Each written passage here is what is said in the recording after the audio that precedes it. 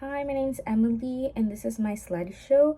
Today we're talking about Miami, Florida.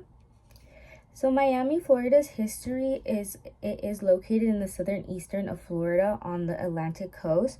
Through the years, Miami has grown so much from being the first city to be created by a woman named Julia Tuttle to she as well helped extend the Florida East Coast Railroad by giving half of her land away to Henry to do so. And he is the creator of like the railroad. So by her adding that, it kind of put Miami to the map.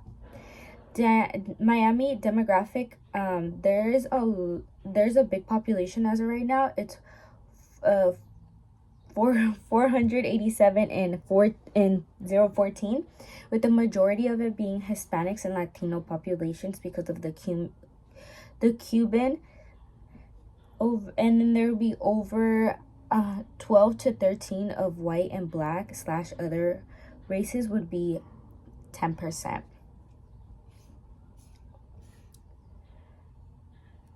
Growth and population. The growth in Miami went really high after Miami became a touristy spot destination, and it is now a major global finance.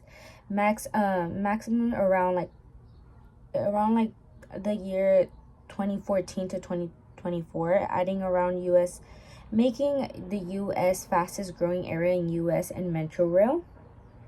The challenges in growth is that Miami's is affordable housing cost is very high. Insurance primes, raising sea as well as has affected all of this and the old sewage system.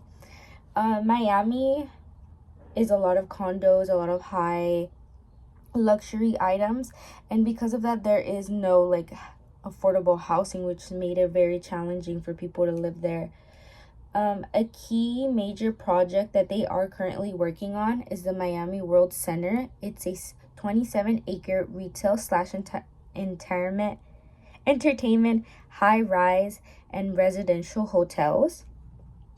A Miami River Block, it's a big 2.5 city block 5 phase, and a transit accessibility is expansion of the Bright Line high speed rail, and this would help people just get to more places, and it'll be more efficient and less expensive. The housing development and transformation plan. Housing in Miami has varied from high-rise luxury residence to waterfront residency and new suburbs. Developments are planning to expand more. While they are expanding, they are also having a growth in homelessness due to high rents and not enough affordable housing. Like I said before, Miami is growing. They are building a lot, but they also are losing a lot of homes due to the water pressure, which is creating homelessness because people can't afford the new high-end luxury housing.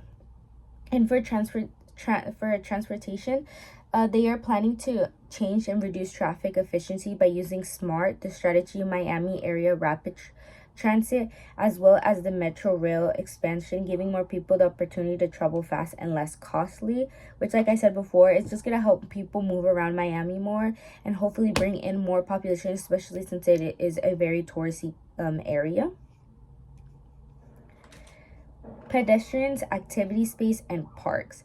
Miami is encouraging pedestrians to walk by creating more activity spaces throughout the neighborhoods by making a 7-mile beach walk and a new pedestrian ocean drive, creating new space for people to walk. So onto my left right here, I have the Southern Point Park, the Bayfront Park, the Brickey Loop, and the Old Cradle Trio. And those are going to be kind of like the walkways and parks that are around like the Miami area. We also have the Ocean Drive, Coconut Grove, and the Wynwood Wales. And that's going to be like the neighborhoods that are going to be walkable to the parks and to like the oceanfront views. And in our environmental, so we have like climate patterns here at Miami. They have a very tropical monsoon climate, which means that it's usually hot and wet. During the summer, the wet season, it's around like May 15 to October 15. It's very hot, humid, upper 90s. And then for winter, it is still very hot. It's their dry season from November, April. So no, from November to April, it's very dry and sunny with uppers of 70. This, and then as well, they do have hurricane season. Hurricane season is during June 1st and throughout October 30th, and the highest hitting is during August and September. So this is usually where more people are kind of like afraid for their like houses, because it is hurricane, so they are getting a lot of water, and because it is hot, it's making it even more humid. And then the graph right here is the Miami graph, is seen as a flat, low-lying coastal plain around 6 feet above the ocean level. I put a little map right here. I couldn't zoom it in because I didn't have any space, but it does kind of show like the elevations right here. And then right here, I put the elevation terror, the Miami rock ridge, coastal features, waterways, high points, and these are the key features of this right here. And then for the past climate events that Miami has had, they have had really bad hurricanes. Like the first one I think ever documented is the Great Miami Hurricane of 1926 on September 18 that killed around 370 people.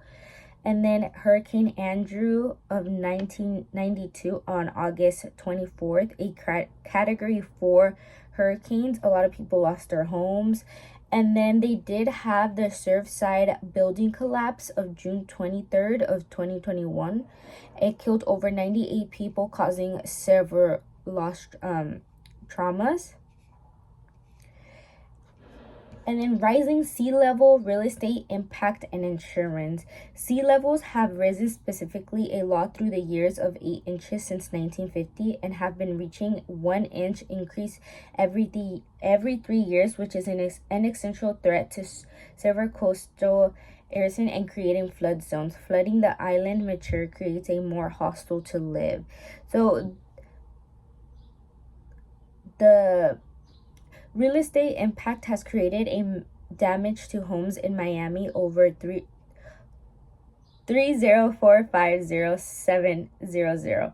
Over this much as money has been accumulated for over 49 houses assets that live within the flood zones, making these houses worth 10 million and property damage if they were to flood. That's why a lot of insurance don't want to do business here. Insurance companies have been struggling in Miami for a while, but a handful of them have decided to leave because it's too much of a risk for them to insure these houses knowing they won't get their money back, such as Farmers Insurance, AA, Lexington Insurance Co., Bankers Insurance, Insurance Group, and Progressive. There have been programs to help the national flood insurance storms.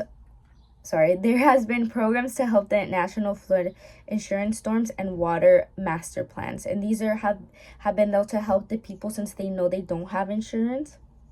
And then that's it for my slides. Down here I am gonna have all like the sites that I clicked in.